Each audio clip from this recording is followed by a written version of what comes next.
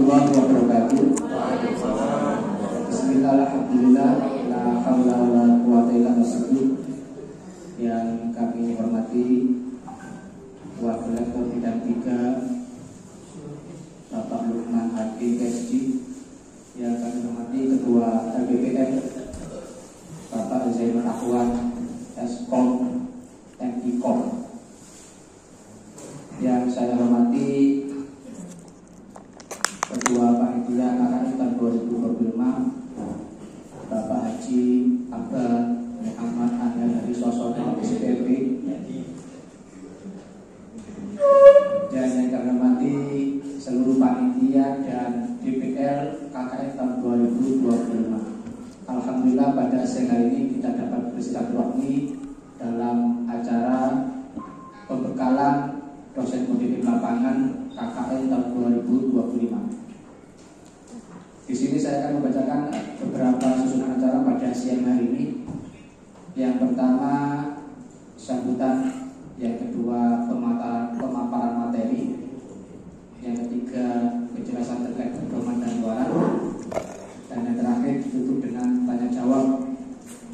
Oke, sebelum acara dimulai, mari kita membacakan Al-Quran dengan harapan silaturahmi pada siang hari ini berjalan dengan lancar dan menghasilkan hasil yang baik dan bermanfaat. Al-Fatihah.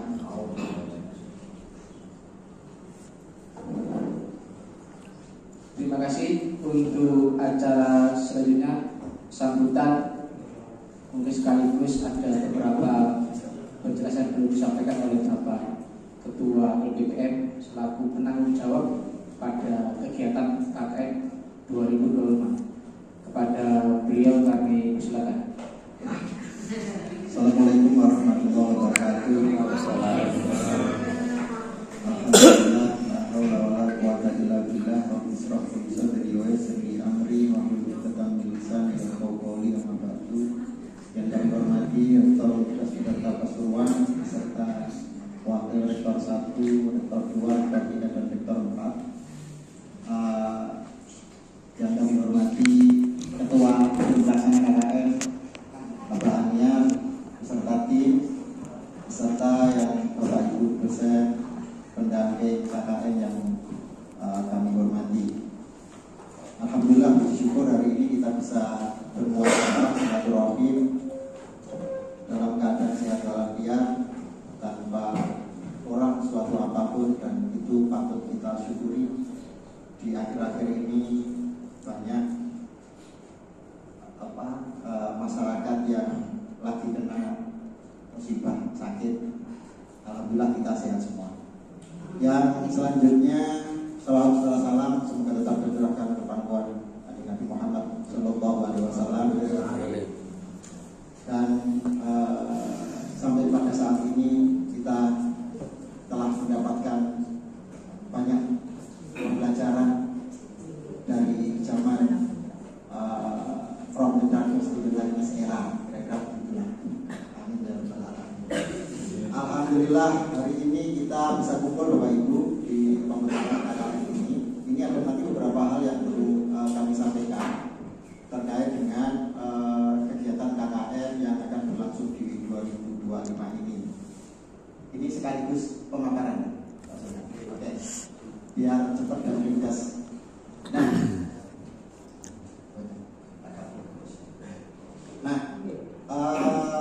KKN kita kali ini Bapak Ibu mengambil tema penguatan kemandirian desa melalui pendayagunaan potensi lokal. Nah, ini adalah tema utama yang nanti akan kita jalankan selama 5 tahun. Jadi tidak setiap tahun kita ganti tema, merumuskan indikator lagi, dan target capaian yang berubah-ubah. Nah, kita maunya 5 tahun ke depan itu KKN itu secara kontinu, sustainable, berjalan sesuai dengan konsep yang kita buat. Nah, ini tema yang akan kita ambil, penguatan kemandirian desa melalui pendayagunaan potensi lokal. Nah, tujuan umum KKN-nya ya mendorong penguatan kapasitas dan kemandirian desa, menggali dan mengembangkan potensi lokal berbasis kearifan lokal, dan seterusnya. Subtema kita ada 7 subtema Bapak Ibu. Ada tema ekonomi maritim, desa ekonomi maritim, ada desa hutan, ada desa rumah sampah digital, ada desa wirausaha, ada desa sanggar tani muda, ada desa cerdas, ada desa wisata dan budaya. Ada 7 tema yang kita kembangkan untuk 5 tahun ke depan. Nah, maritim itu mulai dari persoalan perikanan tangkap, perikanan yang dari hasil tangkap laut, budidaya, terus pengolahan hasil laut, kampung nelayan digital, wisata pesisir, dan seterusnya. Jadi aktivitasnya nanti mengikuti core dari desa ekonomi pesisir. Semua potensi yang berhubungan dengan ekonomi pesisir itu yang akan kita eksploitasi. Terus kemudian desa hutan, konservasi berbasis masyarakat, kelembagaan lokal, ekowisata hutan, dan produk hasil hutan bukan kayu. Desa rumah sampah digital, manajemen sampah digital, bank sampah, pelatihan daur ulang, dan aplikasi pelaporan sampah, dan lain-lain. Banyak pasti lain-lainnya. Desa cerdas, literasi digital, sistem informasi, SID, aplikasi layanan publik, dan ekonomi digital. Itu untuk desa cerdas. Nah, nanti Bapak Ibu sudah punya plotting masing-masing. Apakah itu mungkin kita lakukan? Kita nanti diskusikan di tahap akhir. Selanjutnya, desa wirausaha, pelatihan kewirausahaan, digital marketing, brand produk, dan marketplace lokal, dan lain-lain. Kemudian desa sanggar tani muda, pelatihan tani muda, organik dan digital, inkubasi ide usaha, dan kelembagaan pemuda tani. Kemudian desa wisata, pemetaan budaya lokal, narasi budaya, pelatihan pemandu wisata, dan promosi digital wisata. Kira-kira itu, tetapi masih banyak aktivitas yang lain tentunya yang relate dengan pengembangan desa wisata dan budaya. Nah, pendekatan dan strategi pelaksanaan KKN kita, sebagaimana yang saya sampaikan tadi, bahwa KKN kita tidak akan berubah-ubah. Setiap tahun tidak akan ganti-ganti tema. Temanya tetap ini. Desanya bisa jadi akan tetap itu saja, karena ini bagian dari sustainable project base yang akan kita kembangkan. Jadi ada tahapan milestone yang kita gunakan. Kita menggunakan 5 tahun untuk tahapan milestone. Yang pertama, tahapan milestone-nya adalah inisiasi. Kita tahun ini 2025 masuk inisiasi. Kalau boleh saya katakan, KKN basisnya masih inisiasi ini sebenarnya masih basis penggalian data atau research base di sini sebenarnya. Tapi tetap nanti ada yang pendampingan dan lain-lain. Tapi ada target yang akan kita dapatkan di tahun pertama. Pemetaan, sosialisasi, pilot project, pendampingan awal, seterusnya itu di awal di tahun 2025. Ini masih inisiasi. Di tahun kedua 2026 KKN-nya sudah mengarah ke penguatan, penajaman peningkatan kapasitas dan seterusnya. Milestone 2027 kita sudah berbicara pengembangan. Milestone 2028 kita juga berbicara pengembangan. Milestone 2029 kita berbicara tentang kemandirian. Jadi kita KKN ini berorientasi untuk bagaimana Yudharta memiliki desa binaan, sehingga KKN itu tidak bersifat parsial kualitatif, tetapi bersifat sustainable, integratif dengan kegiatan tridharma dosen dan mahasiswa. Jadi tidak selesai KKN kemudian besok cari tempat lagi, kemudian tema berbeda lagi dan seterusnya. Itu yang akan kita kembangkan selama 5 tahun ke depan. Nah, peran menuju desa binaan, target kita punya desa binaan.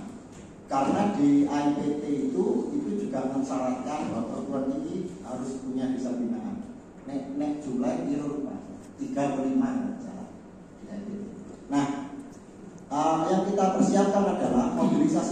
mahasiswa dan dosen. Kegiatan dilakukan rutin dan terus-menerus sepanjang tahun. Artinya begini, bahwa setelah KKN itu akan kita follow up dengan kegiatan tridharma dosen, pengabdian dosen.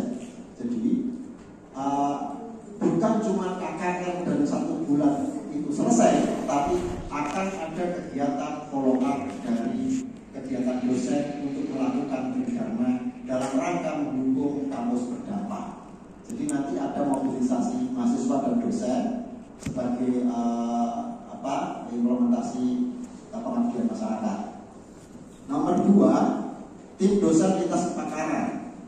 Nanti kita akan membentuk tim dosen lintas kepakaran yang akan mendampingi calon-calon desa binaan kita. Jadi mungkin satu tim bisa jadi 4-6 orang misalnya dengan disiplin keilmuan yang berbeda-beda yang akan mendiskusikan tentang perkembangan masing-masing desa binaan kita yang sesuai dengan tema-tema masing-masing. Selanjutnya kita akan di HPPM akan membentuk sebuah wadah yang namanya Village Development Center atau Pusat Kajian Pengembangan Desa. Nah, 7 desa, 7 tema itu masuk di dalam Village Development Center. Nah, nanti tim pakar dosen-dosen itu akan bergabung di dalam Village Development Center yang bisa jadi nanti ini bagian dari embrio pusat studi. Bisa jadi akan jadi embrio pusat studi. Karena kalau kita langsung ngomong pusat studi, tapi field of activity-nya tidak jelas, maka kemudian juga orang kebentuk lembaganya, tapi aktivitasnya juga kurang begitu nyata. Maka kemudian kita bentuklah ruang-ruang ini agar kemudian proses akademik itu bisa berjalan dengan baik. Jadi ada diskursus yang dibangun dosen ya bersama dengan masyarakat, mitra dan seterusnya. Di sini akan melibatkan banyak pihak nanti di Village Development Center. Ini sebuah cita-cita saja, tercapai atau tidak tercapai yang penting kita punya cita-cita. Jadi ada multi pihak, ada kampus, pemerintah, media, NGO, perusahaan. Kita akan berbicara soal itu sesuai dengan tema masing-masing. Dengan misalnya kalau perusahaan kan mereka punya core bisnis yang kemudian CSR-nya tidak lepas dari core bisnis itu. Misalnya kalau Aqua misalnya core bisnisnya air, maka dia pasti tidak akan bisa lari dari hutan dan gunung. Jadi dia pasti akan ngumpul-ngumpul di recharge area, konservasi di recharge area, membuat desa hutan, pemberdayaan masyarakat desa hutan dan seterusnya. Sampurna saya kira juga punya sendiri. Nah, syukur-syukur nanti ke depan kita bisa bersinergi dengan CFCD, Forum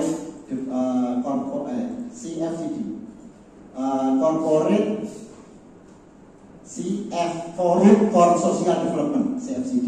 Syukur-syukur kita bisa bersinergi dengan CFCD sehingga nanti tema-tema itu pasti beberapa akan relate dengan CSR mereka. Terus kemudian manfaatnya untuk perguruan tinggi, implementasi nyata kampus berdampak, mendukung pencapaian IKU dan IKT. Artinya program kita memang sengaja kita sasarkan untuk sesuai dengan standar yang diinginkan oleh Kemdikti Saintek, gitu ya. Jadi IKU IKT, mensasar IKU dan IKT, sebagai media transformasi ilmu pengetahuan dan teknologi dosen ke masyarakat. Jadi sehingga nanti bisa jadi ada temuan-temuan teknologi tepat guna dan seterusnya yang bisa kita patenkan dari kegiatan-kegiatan yang dilakukan oleh Bapak Ibu. Kemudian manfaat KKN bagi masyarakat desa otomatis yang meningkatkan kapasitas, peningkatan manajemen dan seterusnya ya, SDM, akses pada inovasi teknologi tepat guna. Manfaat bagi mahasiswa akan terasa soft skill-nya secara otomatis, meningkatkan kompetensi kewirausahaan. Dosen dan mahasiswa dunia usaha, ini konsep pentahelik lah ya kira-kira yang akan kita kembangkan dan nanti semua akan gabung di Village Development Center itu. Nah di poin nomor 3, jadi biar ada kegiatan mendiskusikan tentang bagaimana perkembangan desa-desa yang kita rintis menjadi desa binaan. At least sebenarnya untuk mencapai semua itu saya kira tidak mudah Bapak Ibu, mestinya susah juga. Dan apalagi kalau ngomong KKN dengan tematik yang kayak begini, ini test case ya Bapak Ibu. Jadi memang kami sengaja kalau ngomong kesiapan harusnya memang kita membuat tema itu harusnya sudah ada pemetaan sosial atau social mapping, karena milestone itu basicnya sosmed gitu. Tapi kita tidak punya resources yang cukup untuk mendapatkan data secara generik dari potensi masing-masing desa. Kemudian kita kemarin mengundang para pendamping desa Kabupaten Pasuruan, kita FGD, sehingga ada beberapa masukan-masukan yang kami tangkap, beberapa data yang kami tangkap, sehingga kami memplotting desa-desa tersebut sesuai dengan arahan dari para pendamping desa, yang kemudian ditindaklanjuti sama tim KKN yang menyampaikan kepada desa-desa tersebut dan disepakati oleh desa-desa tersebut. Artinya plotting desa yang sudah ditentukan itu sudah diketahui oleh desa tersebut dan sinergi, insya Allah sinergi dengan program yang akan dikembangkan oleh desa. Nah sayangnya begini, di beberapa desa itu memang kalau ditanya kira-kira desanya mau dikembangkan ke arah apa Pak Tinggi, banyak yang tidak ngerti kemana arah mau dikembangkan desanya itu. RPJMDes-nya juga kadang tidak eksplisit berbunyi arah pengembangannya seperti apa. Nah itu termasuk agak jadi satu perhatian buat kita bahwa bisa jadi perjalanan program itu nanti kadang bisa mandek di tengah jalan, karena kalau RPJMDes-nya tidak sinergis, ya hanya keinginan saja, pengennya sih ke sini, gitu. Hanya pinginnya, maka kemudian supporting dana dari dana desa pastinya juga tidak secara penuh disupport untuk ke sana. Tetapi ini sekali lagi saya mengatakan ini tes awal kami menjalankan program KKN dengan model begini. Nah, nanti kita evaluasi hasilnya di tahun selanjutnya. Nah, menuju desa binaan dengan 30 desa yang akan kita sasar, tidak mungkin semua itu bisa tercapai jadi desa binaan. Satu kecamatan satu saya kira sudah sangat bagus. Ada berapa kecamatan? 13 kecamatan. Misalnya 13, kita punya 13 ruang untuk kita melakukan kegiatan pengabdian masyarakat. Kalau nanti misalnya masing-masing kecamatan ada satu yang serius, kepala desanya serius, terus kemudian elemen-elemen di desa sampai kelompok-kelompok di desa, komunitas desa serius, bumdesnya apanya serius misalnya, yang bisa jadi kita punya 15 desa binaan. Dan itu sebagai ruang ekspresi Bapak Ibu menyalurkan keilmuan, pengetahuan Bapak Ibu, tampilan Bapak Ibu di dalam melakukan kegiatan pendampingan masyarakat. Yang pada dasarnya kita ini adalah diciptakan oleh Allah sebagai khalifah fil ardh, sebagai khalifah di atas muka bumi. Mungkin itu yang bisa saya sampaikan. Kurang lebihnya mohon maaf. Selanjutnya mungkin akan disampaikan oleh Bapaknya terkait peta jalan kegiatan KKN kita dan seterusnya. Saya kembalikan kepada Pak Sulhan. Terima kasih Pak Sulhan. Assalamualaikum warahmatullahi wabarakatuh. Terima kasih disampaikan oleh Bapak Kepala BPN.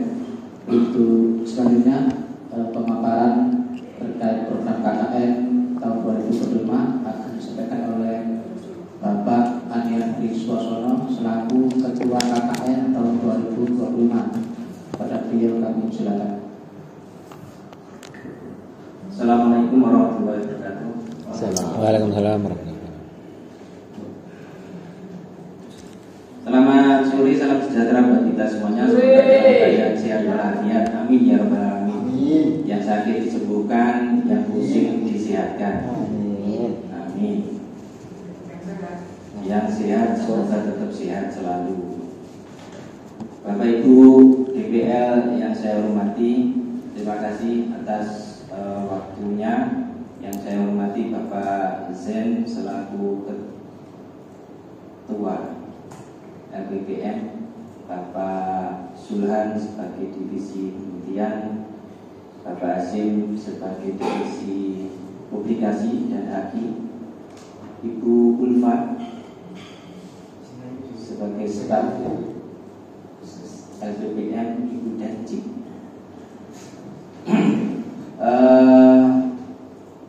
Sebelumnya saya ucapkan selamat kepada Bapak Ibu semuanya yang telah lolos seleksi DPL dari panitia KKN.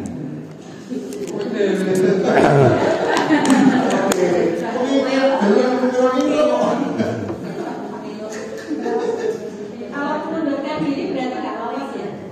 Mengundurkan diri lolos.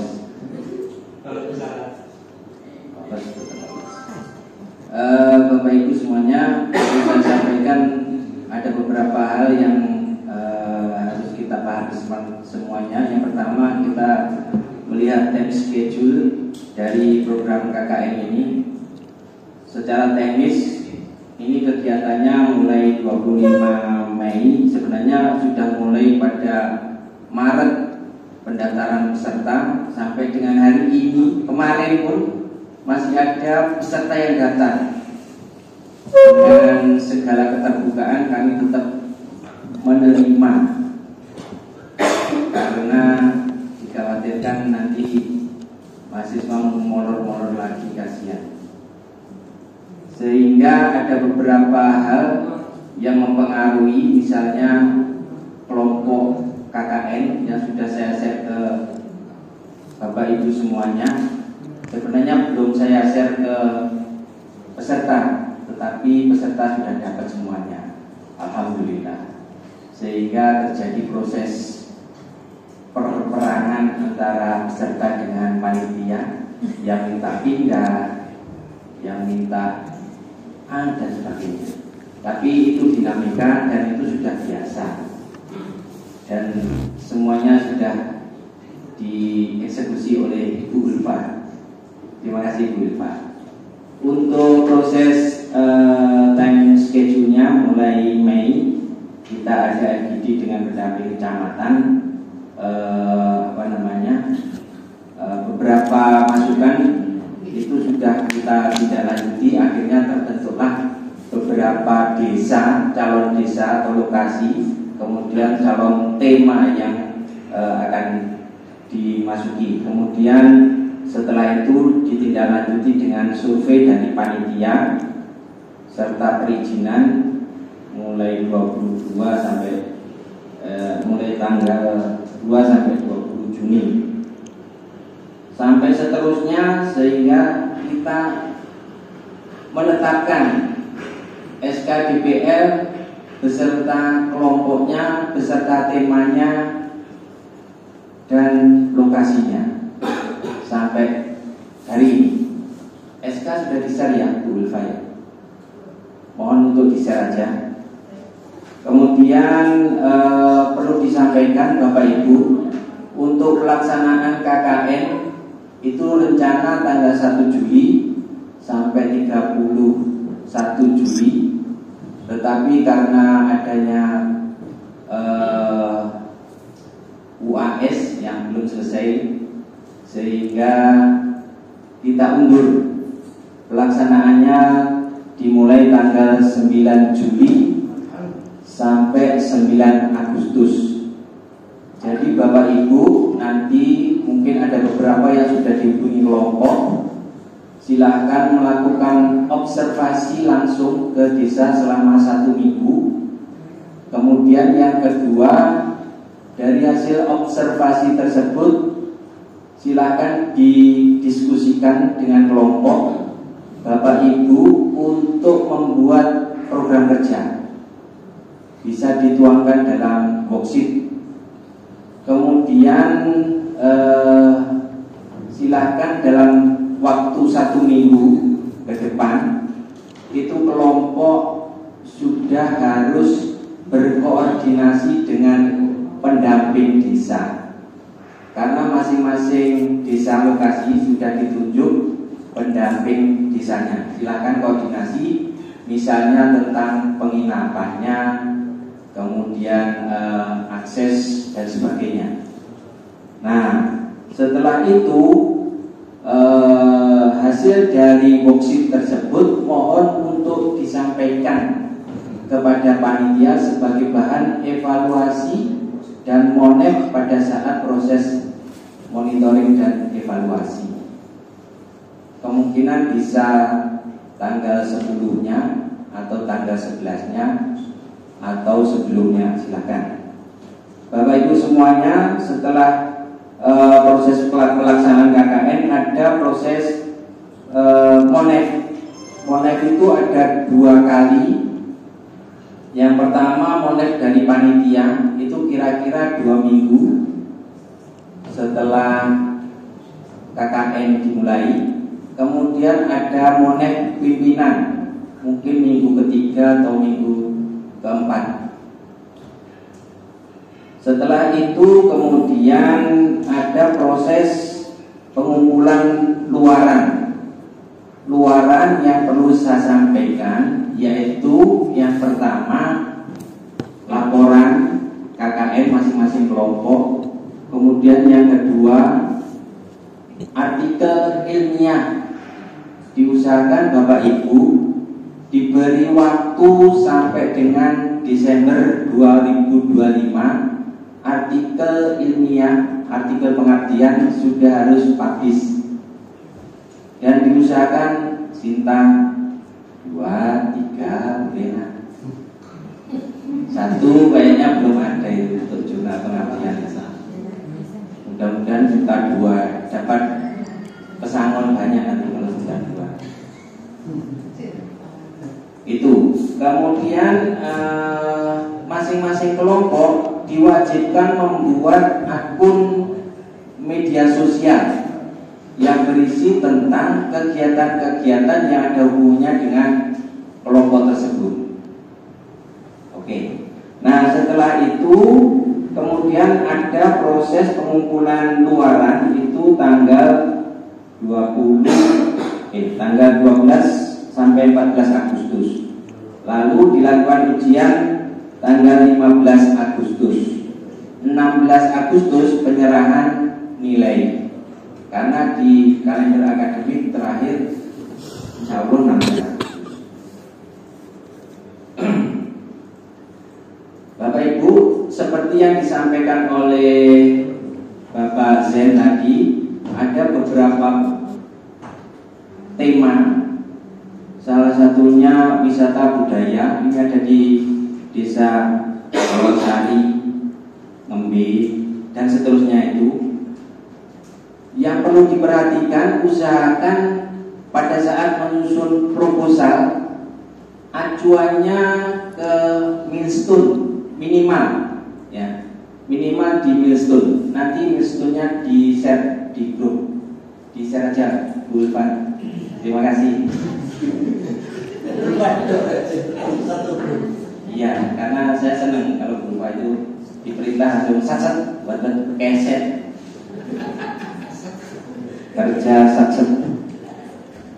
Jadi usahakan semuanya mengacu pada milestone, karena di milestone itu adalah acuan kita dalam menuju ke desa binaan.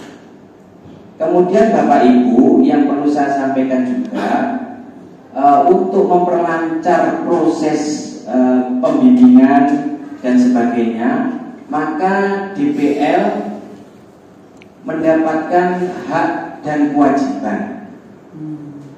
Hak dan kewajiban DPL itu sebagai berikut.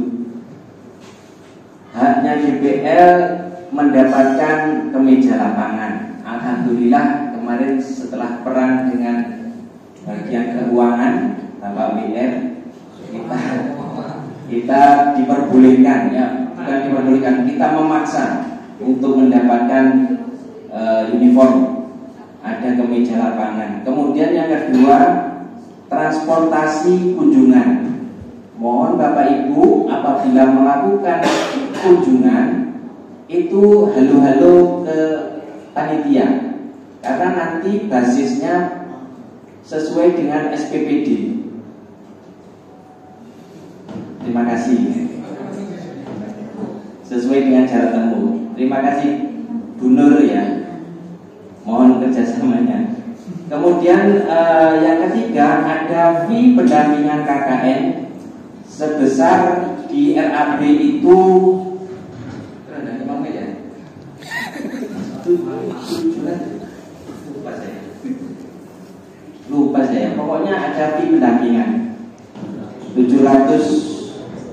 700K. Kemudian ada biaya publikasi artikel PKM, itu apabila sudah mendapatkan LOA nanti hubungannya dengan Bapak Hasyim selaku divisi publikasi, silahkan disampaikan. Nanti ada biaya pengganti publikasi. Kemudian ada fee autor publikasi yang diusahakan berbasis SK dari pimpinan. Usahakan Sinta 2,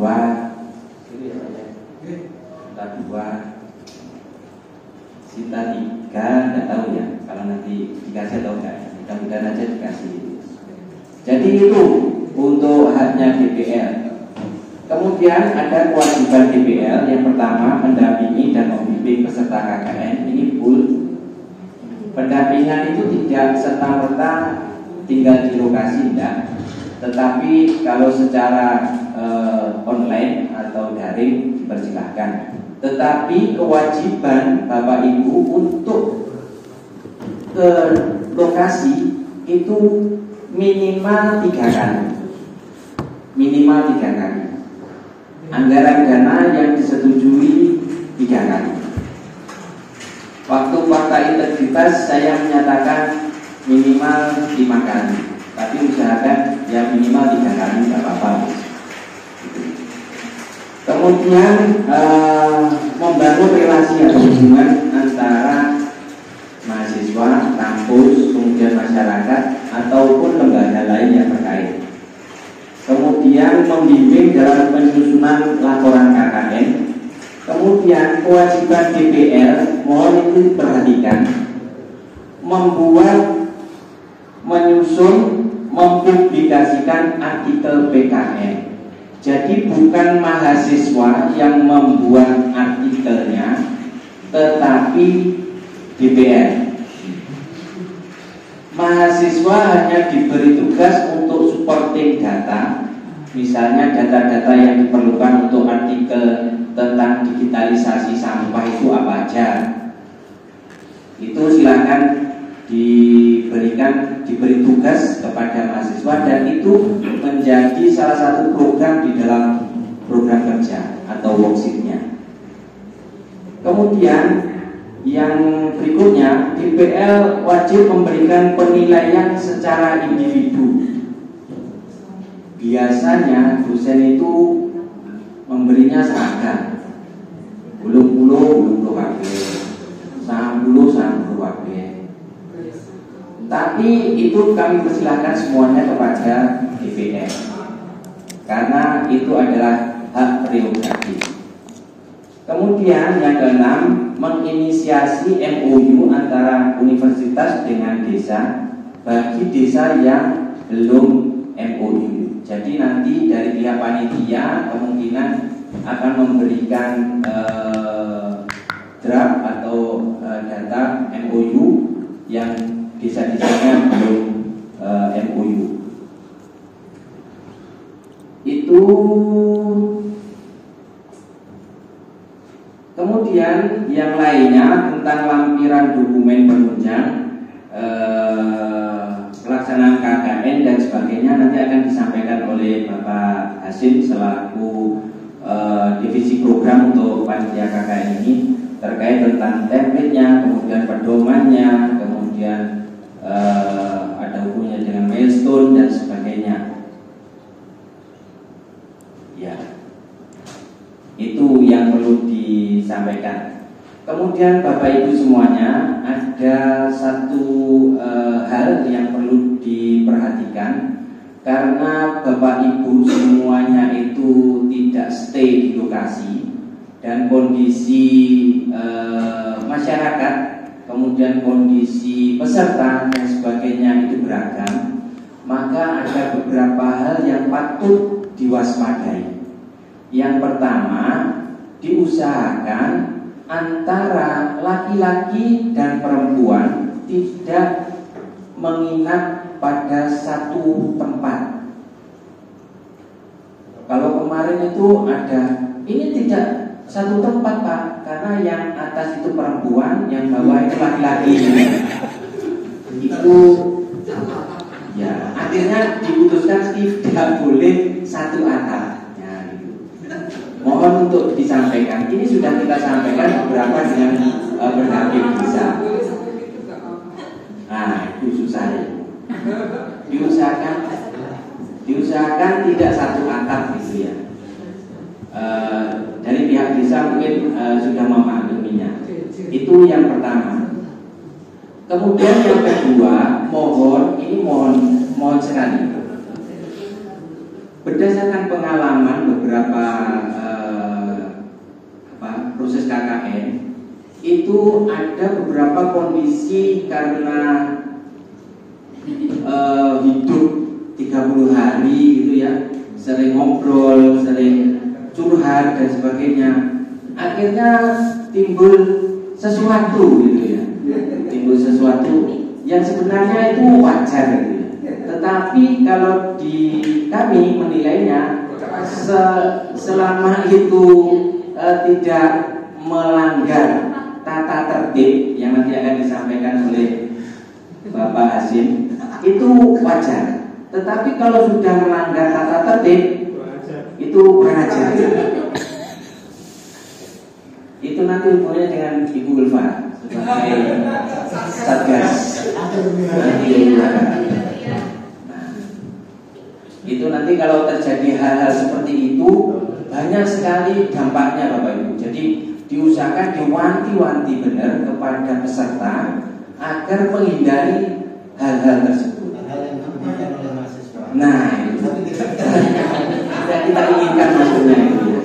Diinginkan mahasiswa, tidak kita inginkan. Kemudian yang selanjutnya, mahasiswa itu dilarang untuk berwisata ya, meninggalkan area tanpa izin atasan. Misalnya begini, wah, sesuk penutupan, ya apa nek area saiki delit, ditutup dhewe di mana itu tidak diperbolehkan. Itu sanksinya berat. Dari beberapa kasus itu sanksinya berat. Mohon untuk ditekankan kepada mahasiswa agar tidak melakukan hal-hal tersebut. Itu. Kemudian untuk mahasiswa, kalau terjadi, ini masih dalam proses perpindahan kelompok dan sebagainya, itu panitia sudah menutup, sebenarnya tidak boleh. Yang boleh itu adalah yang pertama, mahasiswa yang sakit di opname, kemudian dalam masa penyembuhan itu boleh pindah lokasi. Yang kedua, mahasiswi hamil. Kalau mahasiswa kan enggak ya? Mahasiswi hamil itu diperbolehkan dengan catatan ada yang mau kelompok lain itu menggantikan. Itu ya, mahasiswa hamil. Untuk mahasiswa pekerja, ekstensi dan sebagainya, ini sudah tidak diperbolehkan. Ya, mohon dipahami dan diikuti. Karena KKN ini sifatnya universal, jadi lintas prodi. Begini Bapak Ibu, untuk mengantisipasi hal-hal yang mahasiswa bekerja, untuk pelaksanaannya saya serahkan sepenuhnya kegiatannya itu kepada Bapak Ibu semuanya, DPR. Misalnya begini, ada mahasiswa ekstensi bisanya hari Sabtu dan Minggu. Panitia tutup mata wis. Tidak peduli itu masuk atau enggak. Kami percaya sepenuhnya kepada DPR. Tinggal DPR itu memaksimalkan mahasiswa-mahasiswa pekerja tersebut dalam hal kegiatan yang menunjang.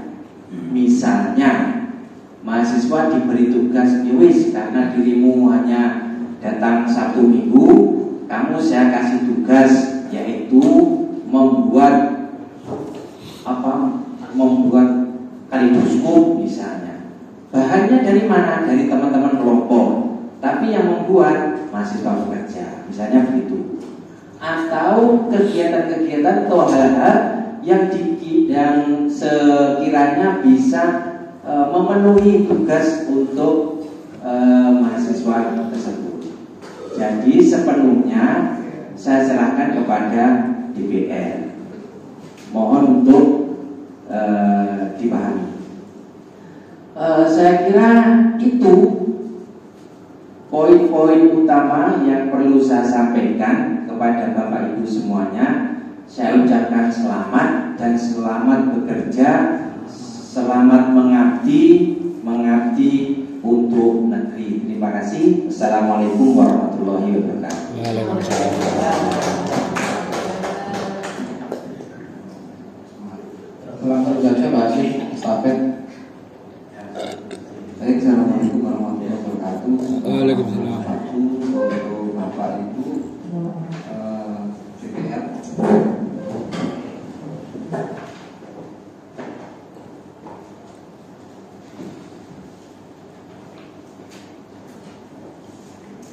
Sebetulnya tadi sudah disampaikan oleh Pak Ketua KKN tentang aturan-aturan untuk di tempat KKN. Hanya saja dalam 3 tahun ini itu yang banyak terjadi, mungkin Bapak Ibu DPR bisa memahami dan memaklumi, dan seyogianya untuk tahun ini diusahakan hampir nggak ada, kalau bisa nggak ada sama sekali yang terjadi. 2 tahun ini satu itu di daerah yang ini di Terawas, tahun 2 tahun kemarin juga terjadi hal yang belum diinginkan. Nah itu, jadi saran saya terutama nanti yang di daerah Prigen sama Tosari, khawatir karena hawa yang sejuk dan dingin, itu mohon Bapak Ibu DPR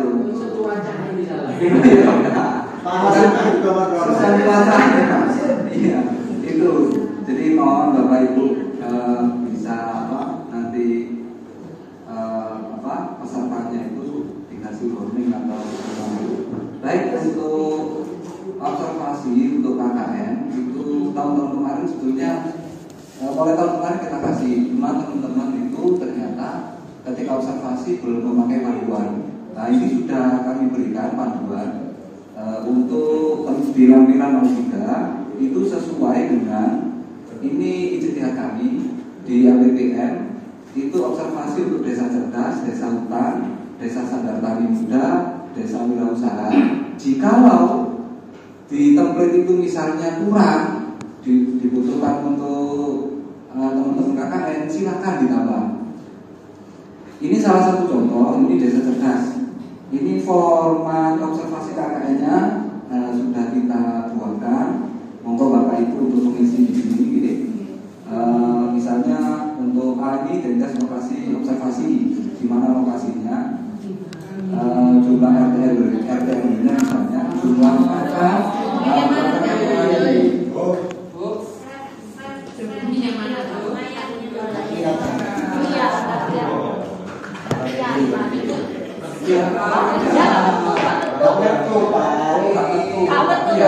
boleh saya bantu? Belum, kosong. Kalau dibantu dulu Pak. Dibantu apa? Belum masih. Ya kirim aja.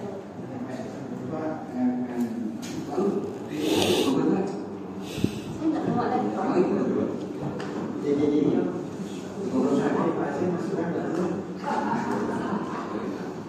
Sebenarnya yang perlu dikirim ke daerah dingin itu Pak.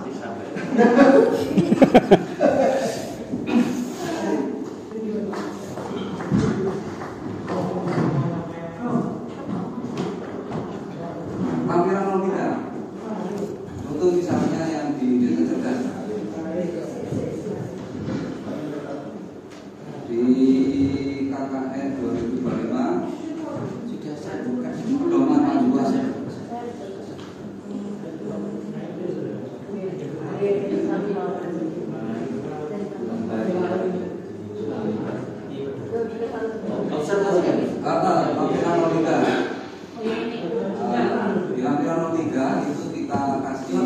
format untuk observasi KKN.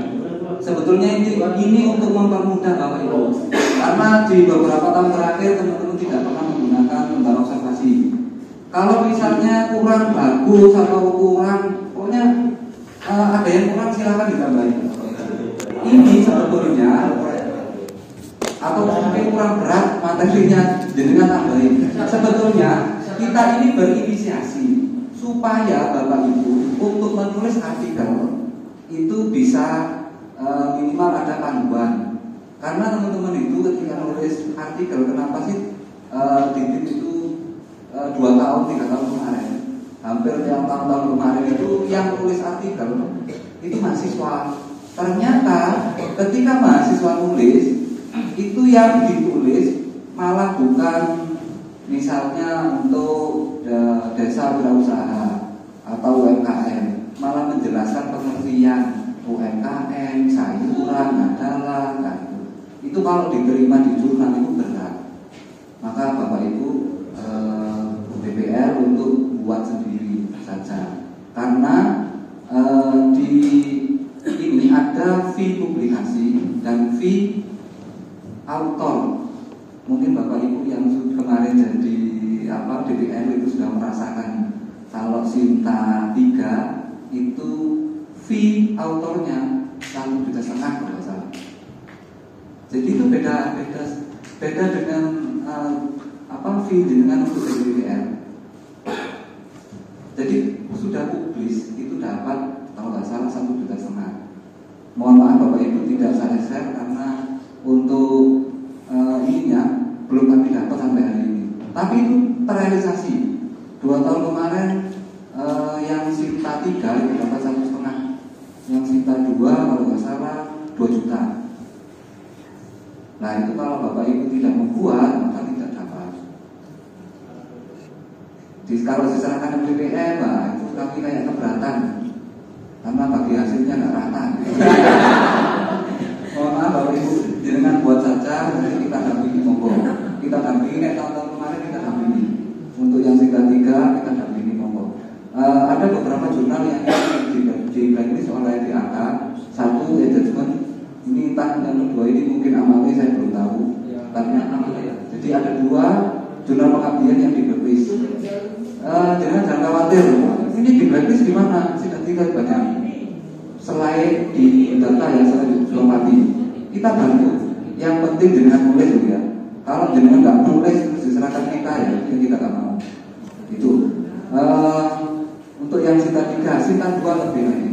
Jadi untuk biaya sampingnya kita tanggung. Jadi untuk KKN ini seragam enak kan. Jadi semuanya ditanggung oleh BPJS Ketenaga Kerjaan. Nah, jadi mohon Bapak Ibu untuk dimaksimalkan. Tahun 2023 itu hanya 6 artikel, 6 sampai 8 yang publis.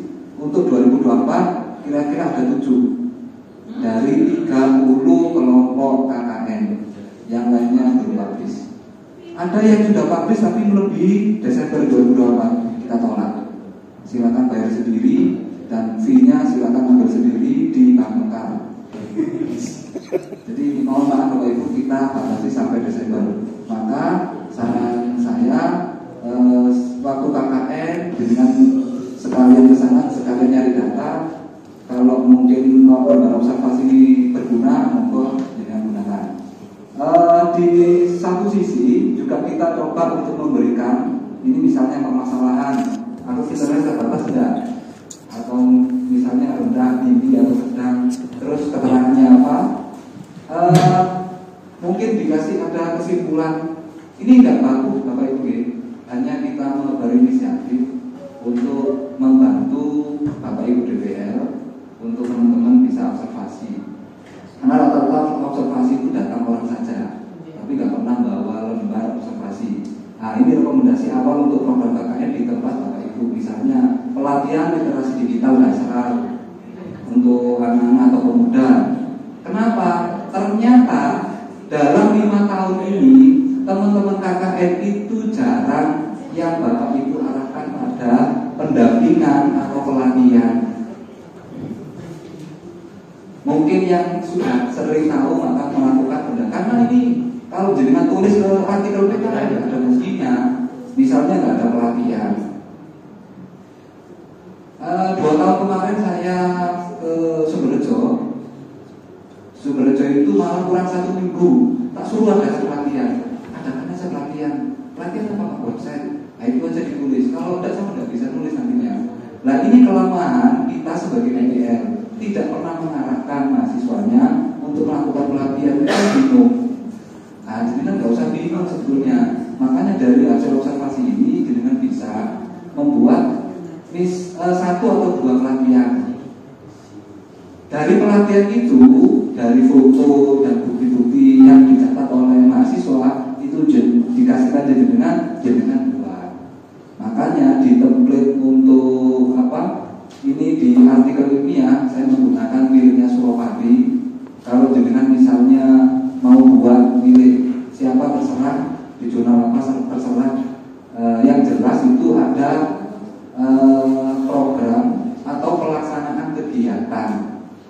Nah kalau tidak ada, PKN tidak akan terima, kecuali jenengan ngirim ke jurnal pengabdian miliknya UI, ASEAN Journal of Community. Nah itu bisa, itu basisnya itu adalah riset apa. Jadi yang sering melakukan riset, tapi riset dari komunitas ya, riset ke komunitas dengan punya, dengan taruh sana monggo. Nah khusus untuk yang misalnya ini yang untuk pariwisata, desa pariwisata dan budaya itu bisa nanti kolaborasi dengan kita LPPM untuk kita submitkan di jurnal internasional. Ya, silakan Bapak Ibu monggo. Yang kita kan ini ya terima bersih nah, kita sama-sama ngerjakan. Artinya apa? Dalam yang tema lain masih belum Bu, Bapak Ibu. Ya, kita masih nyari untuk bisa menyenangkan hati Bapak Ibu DPR. Kenapa? Itu makanya masih kita nyari, masih 1 yang baru kita temukan.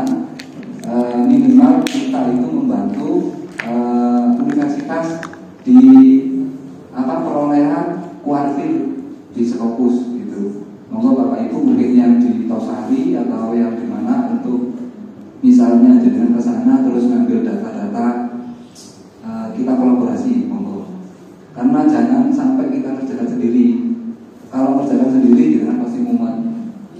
Ya, karena untuk yang jurnal internasional penulis pertama itu yang dapatnya jenengan. Kisah itu kalau nggak salah 17 juta itu. Jadi karena saya juga di publikasi dan DKI, maka saya kebor-keborkan untuk Bapak Ibu nulis jurnal internasional. Iya, ini penggaweannya lah, umumnya itu lumayan. Kalau dipantau oleh Warga 3 itu bahwa saya sudah melakukan pengumuman, warning begitu.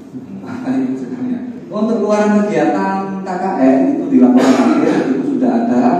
Mungkin Bapak Ibu misalnya tinggal share ke mahasiswa. Tapi 2 hari besok, 2-3 hari kita melakukan pembekalan ke peserta KKN juga. Khawatirnya mungkin peserta KKN mungkin lupa atau apa, kan bisa dengan sampaikan. Untuk laporan akhir sesuai dengan template-nya ini sudah ada, tinggal mungkin isi. Okay. Jangan lupa Bapak Ibu, laporan ini jangan sampai seperti yang kemarin bahasnya, misalnya pelatihan sayuran ditulis sayuran adalah gitu. Masalahnya untuk data jenengan nulis artikel PKM. Ada singkat-singkat banyak. Di Uluca ada, terus apa lagi itu agak mudah. Agak mudah karena sudah kerjasama dengan kita sebetulnya. Tapi nggak bisa semua. Misalnya 30 kelompok masuk ke sana pasti nggak diterima. Mungkin 2 atau 3 yang masuk ke sana. Dan itu kan bisa siapa cepat siapa dapat nantinya. Kalau jenengan terakhir maka tidak bisa upload. Saya membantu Bapak Ibu untuk penyelesaian luarannya. Untuk luaran laporan artikelnya ini jenengan nanti yang buat. Untuk laporan akhirnya mahasiswa, laporan artikelnya jenengan.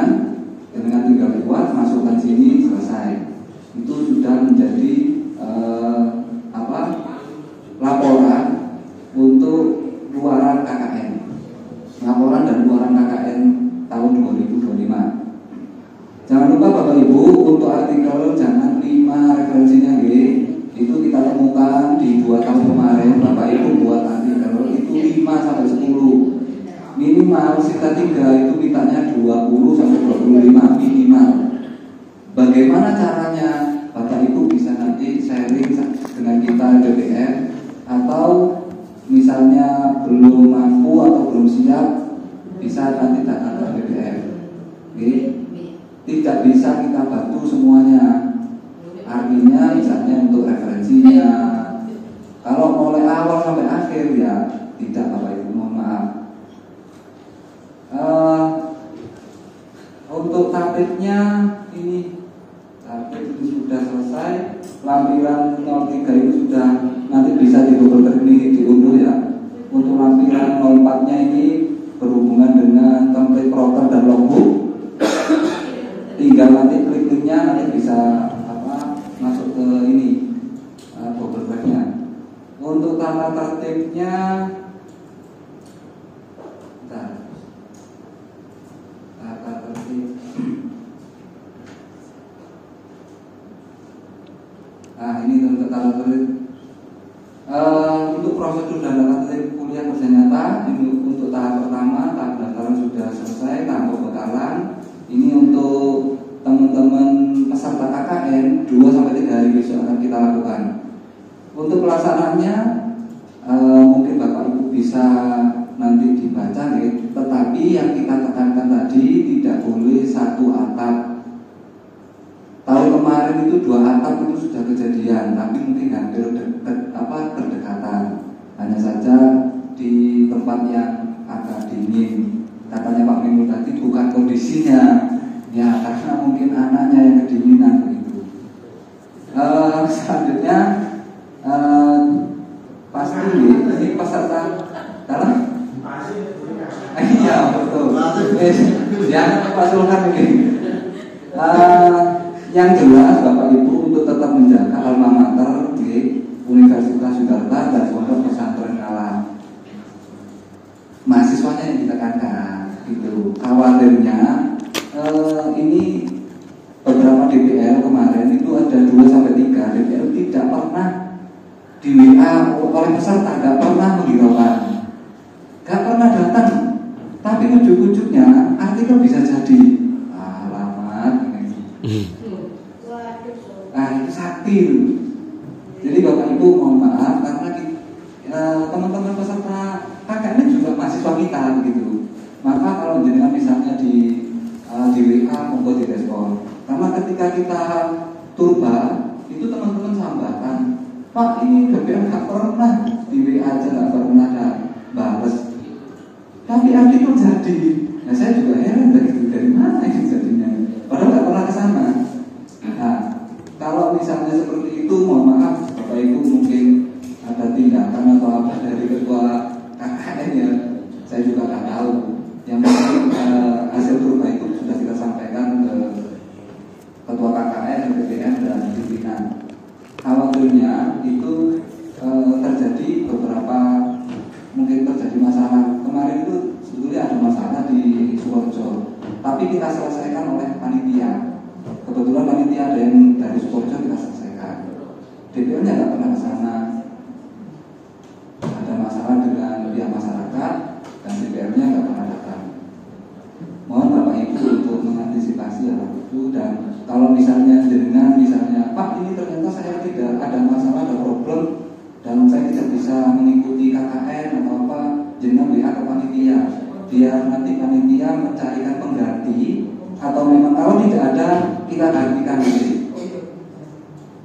Khawatirnya kayak seperti yang kemarin, tahun kemarin tahun 2024 di kebetulan di Sukoharjo. Selanjutnya untuk peserta KKN itu tidak diperkenankan misalnya izin atau apa itu ke panitia, jangan izinnya ke panitia tapi ke DPL. Kalau sudah terjun ke lapangan itu panjenengan. Ini nanti ada banyak kasus rata-rata dari ekstensi. Pak gimana ini? Ya itu panitia lagi. Panitia itu sudah panjenengan. monggo jenengan selesaikan jenengan dengan peserta KKN di tempat KKN jenengan. Misalnya yang nggak hadir dikasih nilai A, apa amin, apa A plus, nah, itu tergantung jenengan supaya mahasiswanya tidak bentrok satu sama lain. Itu terjadi waktu kemarin 3 tahun kemarin di mana di Pager, mahasiswa reguler dengan mahasiswa ekstensi itu bentrok. Nah DPR-nya nggak tahu, ini bahaya. Makanya Bapak Ibu untuk bisa cepat-cepat diselesaikan. Bagaimana Pak ini ekstensi kan dia kerja, lah mungkin jenengan kasih kelonggaran atau bagaimana, monggo. Yang selanjutnya di tahun kemarin itu juga ada masalah di Purwodadi, itu mahasiswa KKN yang nggak pernah hadir ikut komentar di media sosial. Nah itu jadi masalah kecil sebetulnya, komentar saja, tapi jadi masalah besar karena kebetulan mahasiswa tersebut nggak pernah hadir tapi menjelekkan tempat KKN-nya. Nah kebetulan KKN-nya di tempat itu, sudah KKN di situ, menjelekkan desa situ, akhirnya nggak terima perangkat desanya. Alhamdulillah itu selesai dan sudah dimaafkan oleh pihak desa termasuk kadesnya. Meskipun itu sudah 1 minggu diburu oleh pemuda-pemuda itu. Mohon maaf Bapak Ibu ya, kenapa kita sampaikan mungkin besok saja tidak, besok supaya tidak terjadi seperti ini lagi. Mungkin itu yang bisa kami sampaikan untuk pedoman-pedomannya. Worksheetnya sudah ada, tinggal dengan nanti ngisi, mahasiswanya suruh ngisi ya. Tapi sudah kita masukkan di sini. Khawatirnya jenengan misalnya nggak tahu atau apa, sudah ada semua di Google Drive. Nanti kita share ke Bapak Ibu DPR. Okay. Tapi tetap mahasiswa 2-3 hari besok ada pembekalan, kita sampaikan dan kita share ke teman-teman mahasiswa. Okay.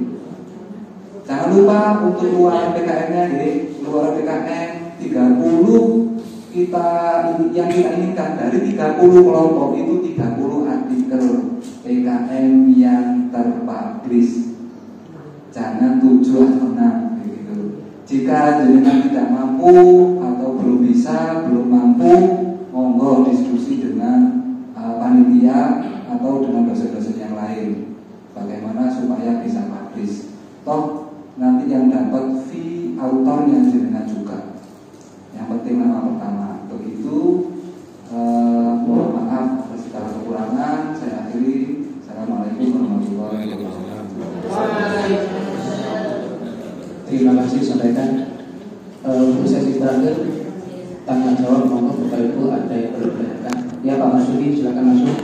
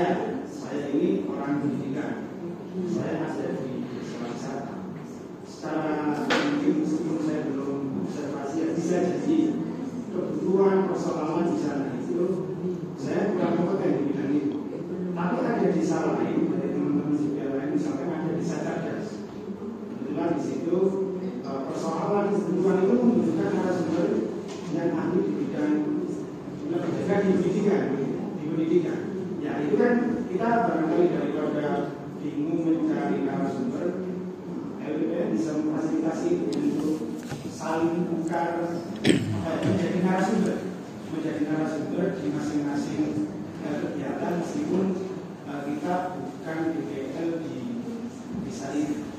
Saya betul. Barangkali LPPN bisa memfasilitasi pada kita susah-susah cari narasumber. Oke, terima kasih. Mungkin bisa langsung jawab Pak Zen atau Pak Ketua.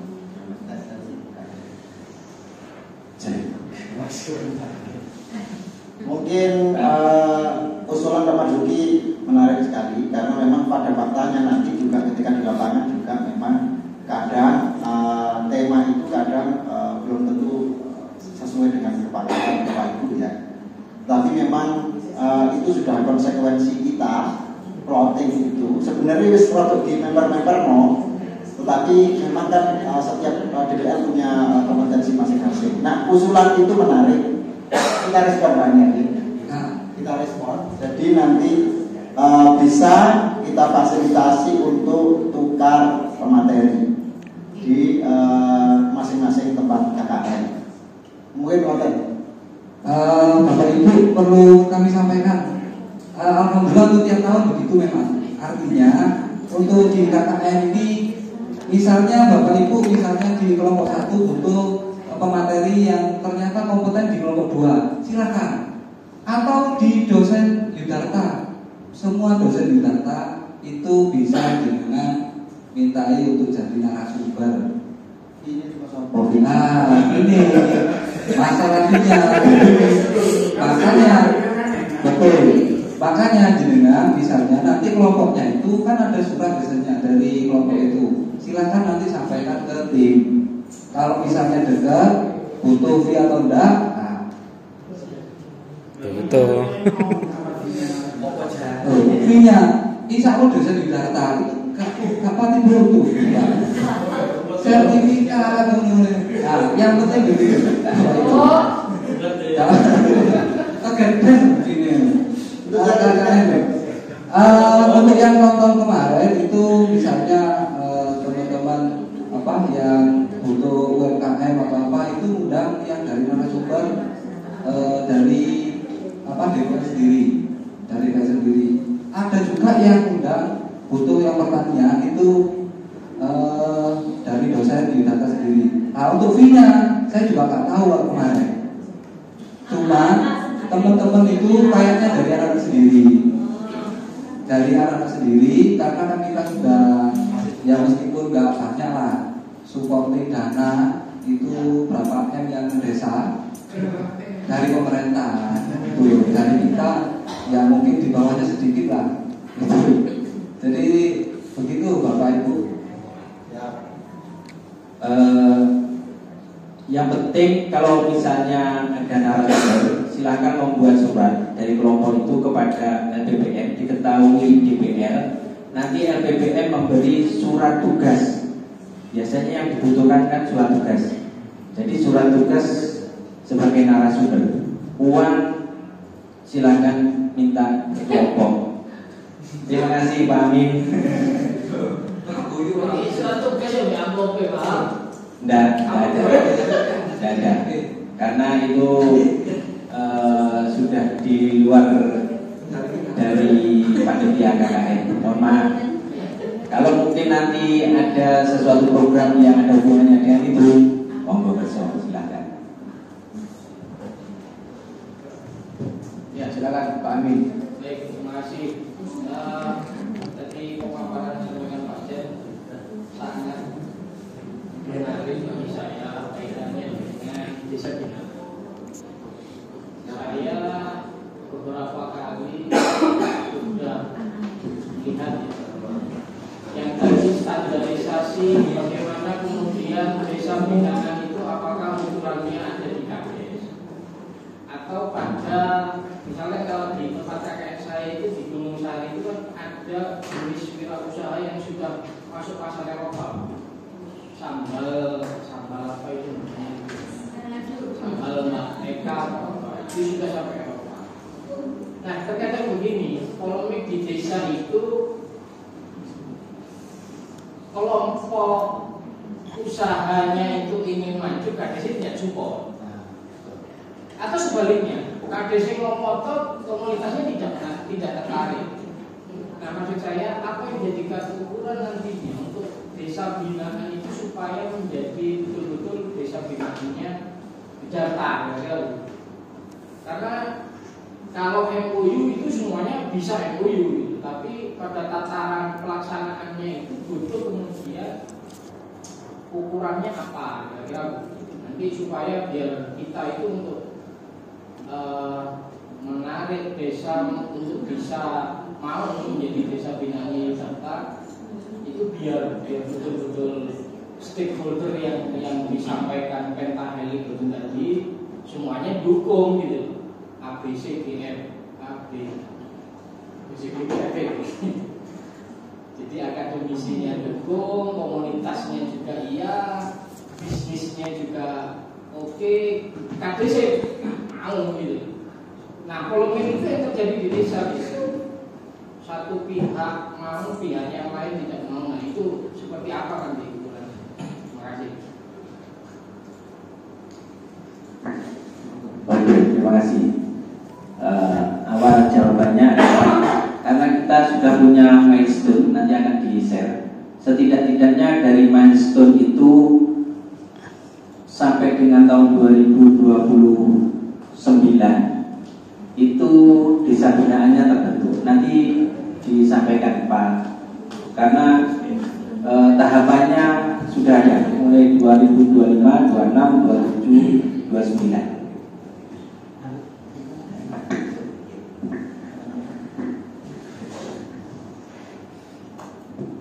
Terima kasih Pak Amin.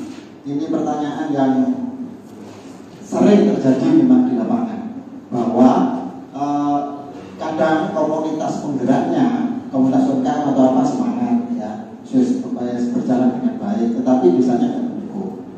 Maka kemarin kita juga sama ketika di FGD dengan para penagih desa itu, kita juga menyampaikan itu, termasuk di beberapa desa itu juga punya potensi. Misalnya ada komunitas yang bergerak, contohlah di pengelolaan sampah misalnya, ada komunitas pengelola sampah yang sudah bergerak, tetapi desa itu kemudian juga tidak mensupport. Ini sebenarnya berat nanti kalau kita mau jadikan desa binaan memang. Tetapi yang terpenting mungkin begini, ini kan tes case awal kita saja nih. Yang coba kita datangin kemarin kepala-kepala desa itu, kita coba minta komitmennya untuk pengembangan desa di masing-masing desa itu sesuai dengan tema yang dipilih. Nah, sementara ini yang kita plot itu sudah sesuai dengan permintaan kepala desa. Tetapi apakah kemudian perangkat pendukungnya, misalnya kayak misalnya desa wirausaha, apakah kelompok UMKM-nya itu juga sudah sepaham dengan program yang akan dikembangkan desa atau tidak gitu, atau sudah ada komunitasnya atau tidak, kemudian sudah melakukan kegiatan seperti apa. Tadi kan kalau UMKM yang Pak Amin kan sudah internasional ya Pak. Nah, sebenarnya itu potensi untuk jadi desa binaan nanti ketika manakala memang program desanya itu sudah sinergis. Kemarin kita sebenarnya sampai kepingin ada RPJMDes yang memang eksplisit berbicara tentang 7 tema itu, salah satu dari 7 tema itu maksud saya. Tapi ternyata juga susah untuk menemukan yang memang mau fokus ke sana sekian tahun ke depan. Itu susah memang. Jadi nanti untuk indikator keberhasilan itu akan kita coba ini apa istilahnya gali dari data dari tahun pertama kita tes case ini. Masih belum bisa kita menentukan kayak apa nanti gitu. Juga kita masih uji coba Pak, tes case dulu. Mungkin itu yang bisa saya jawab Pak Amin. Karena memang berat kayaknya memang kalau di banyak desa itu. Mungkin report atau ada masukan? Gini, ini karena memang tes case ya 2025 ini. Ya. Kita lihat kan di Kabupaten Pasuruan itu terlalu banyak desa yang 365 desa. Ya. Itu sama kelurahan. Betul. Kebetulan kayak Banyumili itu di kelurahan Polosari. Kelurahan. Jadi ada kelurahan, ada desa. Ada desa. Nah, maksudnya nanti begini, LPPM itu ini kan setiap tahun DPL ganti dengan desa yang berbeda. Ya. Nah, potensi untuk menggali itu kematangannya bagaimana? Gitu loh. Jadi misalkan dari test case 2025 ini sudah ada paling tidak berapa indikator yang kita siapkan untuk membantu LPPM untuk memetakan desa binaan itu. Begitu Pak. Siap, terima kasih masukannya. Dari 30 desa yang kita coba masuki sekarang, memang kita tidak punya target terlalu tinggi. Setidaknya misalnya ono satu desa di satu kecamatan yang memang misalnya nanti ke depan mau jadi desa binaannya LPP Data misalnya, maka ya itu yang akan kita jadikan tempat untuk misalnya kegiatan pengabdian dosen yang kita bentuk tim itu tadi. Nah, terkait dengan kepakaran dosen atau DPL-nya akan ganti-ganti, bisa jadi, tetapi program pengembangan yang dilakukan tidak boleh lepas dari rentetan kegiatan yang harus kita lakukan dalam bentuk tabel Mansur itu. Nah, ini memang belum sempurna tabel Mansurnya, tapi nanti ini bisa jadi guiding dosen-dosen DPL yang akan datang, sehingga dia tidak lepas dari itu. Dan kami nanti di awal, karena target di awal itu pasti kita ingin mendapatkan data riset yang cukup. Maka nanti di tahun awal ini, teskis tahun awal ini, Bapak Ibu DPL mohon untuk menugaskan mahasiswa untuk melakukan kajian penelitian. Sebagaimana yang sudah kita lihat yang diberikan Pak Hasim, itu database awal kita. Nanti coba kita evaluasi dari database awal itu untuk ke tahapan-tahapan selanjutnya. Pergantian DPL sangat mungkin karena di data memang kan harus ada pergantian ya. Jadi tidak boleh terus-menerus jadi DPL, kasih kesempatan yang lain. Tapi koridornya tidak lepas dari target yang sudah coba kita rancang.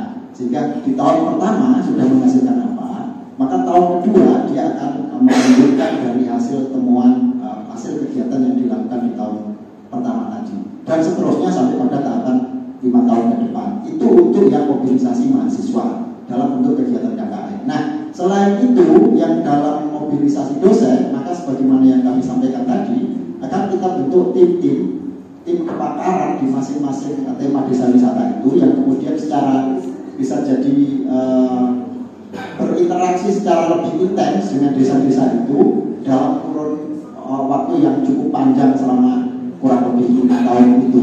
Baik dari sisi peningkatan kapasitasnya, bridging networkingnya, misalnya mencarikan channel-channel, misalnya kalau UMKM butuh PIRT, butuh CPPOB dan seterusnya misalnya, itu nanti yang memfasilitasi menjembatani adalah tim dosen tersebut, terdiri dari multi-pakar tersebut. Nah, harapan kami di situ itu sekaligus nanti kita akan mempersiapkan program-program pengabdian masyarakat hibah Bima yang dihasilkan dari kegiatan-kegiatan pendampingan itu, terus dulu foto TKB, dulu macam-macam juga sudah dilakukan gitu. Jadi ketika dapat PKM di Bima tidak terlalu repot-repot dan kita punya data, semua data yang ada di tempat-tempat KKN ini dari hasil riset di tahun pertama itu yang kita akan jadikan acuan. Sekaligus juga ini juga akan sangat menarik untuk dijadikan sebagai bahan penyusunan proposal PPK Ormawa dan KKN PPM oleh mahasiswa sebagaimana yang dilakukan Bu Desi ya, di bagian itu. Nah, ini database awal kita punya itu. Nanti Bapak Ibu tinggal saya mau pakai di sana melanjutkan itu, sudah ada datanya, sudah ada aktivitasnya, sudah ketemu perencanaan di desa dan seterusnya. Nah, itu nanti jadi kekuatan kita untuk mempermudah menuju hibah di Bima. Mungkin itu Pak Amin yang bisa saya sampaikan terkait pergantian tadi dosen-dosen itu. tidak lepas dari rancangan yang akan kita buat untuk mawon. Dan nanti didampingi sama tim pakar yang di dalam masing-masing tema tersebut. Saya kira Bapak Ibu sudah waktunya memang harus menyalurkan birahi intelektualnya. Pakar bisa saja, tinggal dikasih wadah aja untuk itu. Dan insya Allah banyak desa yang nanti antusias untuk menerima materi-materi pendampingan dari Bapak Ibu semua. Mohon Pak Amin ya. Siap, matur suwun. Monggo yang lain. Bapak Ibu untuk yang luaran itu dengan misalnya tidak artikel bisa buat paten akan kita dampingi oleh BPN. Misalnya jadi alat atau apa gitu, kita dampingi, oke? Dan itu sudah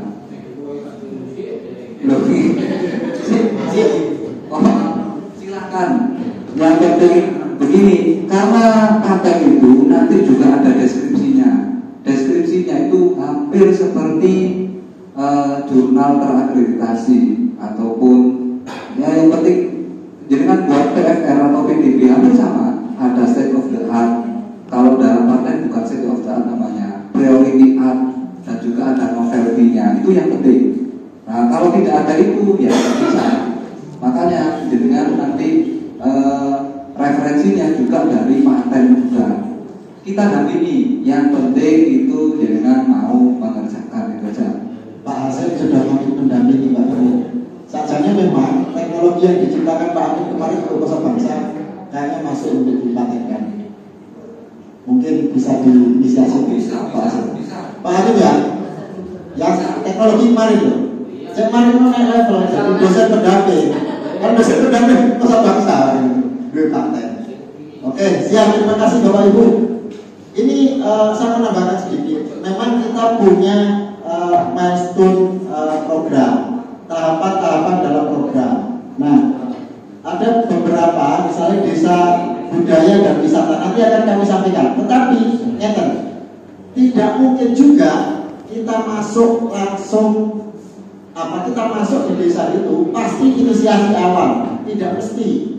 Kalau misalnya yang kita masuki desa wisata, desa hutan bisa jadi dari awal. Nah, kita masuknya desa wisata tidak mungkin itu di tahun pertama 2025 ini. Apa yang akan kita lakukan itu nol, belum tentu. Karena desa wisata itu sejauh saya tahu sudah 15 tahun SK desa wisata itu ada. Artinya bisa jadi lompatannya sudah jauh, bisa jadi sudah sampai penguatan atau pengembangan, sampai pengembangan. Misalnya dua ini dan seterusnya. Nah, terus gimana nanti buat apa-apa? Artinya lompatan yang dicapai di sini misalnya di tahun 2027 ternyata dilakukan di sekarang, tidak apa-apa. Bahwa semua target yang di sebelumnya itu berarti sudah tercover, sudah ada di sana, sudah terimplementasi di sana. Artinya tidak mesti nanti di tahun pertama, tidak mesti. Jadi nanti tergantung dari lokasi KKN masing-masing, tidak masalah begitu. Noten, ada yang ditanyakan lagi? Betul mas jam berapa? Cukup. Oke, monggo Pak. Mau saya tanyakan format pelaporan KKN itu mohon disamakan. Maksud saya itu biar nggak rancu. Apakah ukuran pelaporan itu harus publish jurnal atau pelaporan kepada kampus? Nah, kalau ke kampus itu formatnya bagaimana itu dan mahasiswa itu jauh-jauh hari bisa menyesuaikan seperti pedoman skripsi atau apa. Nah, hal ini selama ini kan kami nggak pernah ikut jadi DPL KKN. Yang dulu memang ada, tapi semenjak ini baru kali ini melihat target dari LPPR seperti itu, menyesuaikan dengan target 5 tahun. Apakah ukuran laporan itu bagaimana? Nah, apakah sesuai ketentuan DPR? Umpama saya mewajibkan satu mahasiswa yang ikut KKN harus menentukan tema di desa tersebut untuk dipublish, seperti itu.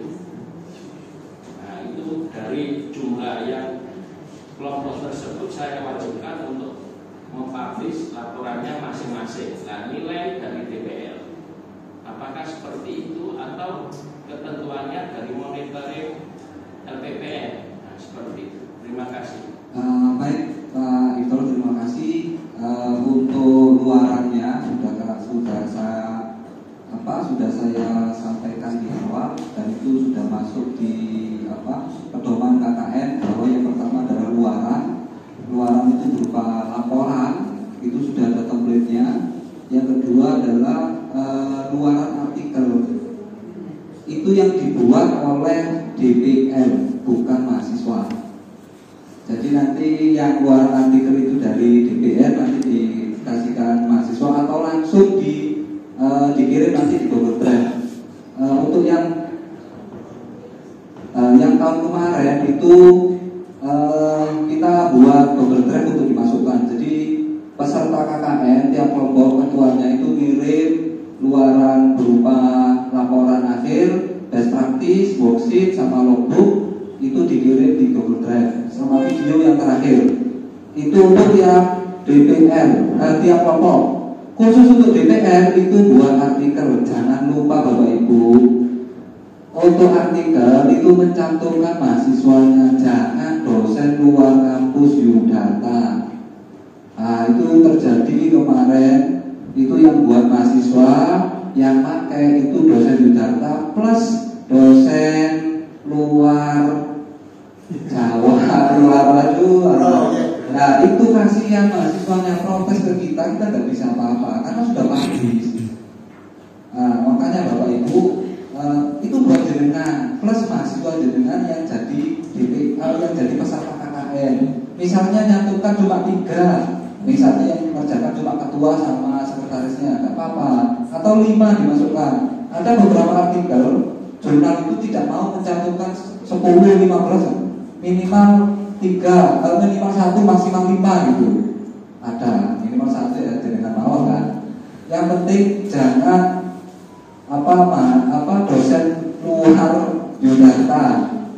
Itu kalau ada, itu kita nanti kena lagi. Yang kemarin ada 2-3 dosen mencantumkan dosen Umiwara, dosen Umar, dosen Madua, Peridono.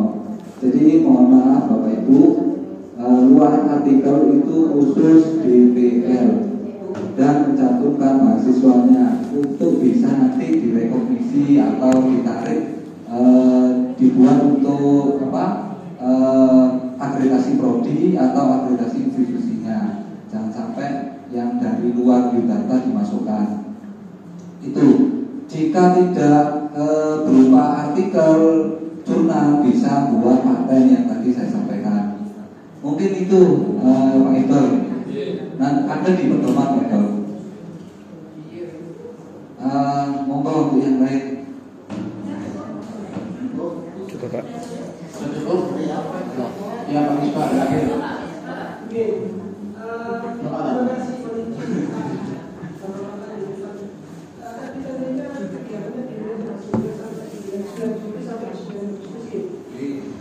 Kalau biasanya bulan Agustus itu biasanya sama dengan kegiatan Agustusan. Nah, pastinya biasanya kita KKN itu ya membantu menyiapkan Agustus biasanya seperti itu. Jangan biasakan gitu. Tadi kita ada semacam kesepakatan di awal berarti harus, tapi juga kita harus pertimbangkan juga apa nanti kalau misalnya kita, dan kita kan juga bicara sudah dibantu untuk mengkomunikasikan, pendampingan sampai dengan itu saya dan sebagainya. Terima kasih Pak Ispa. Oke, terima kasih. Di timeline sudah jelas bahwa tanggal 9 Juli sampai 9 Agustus.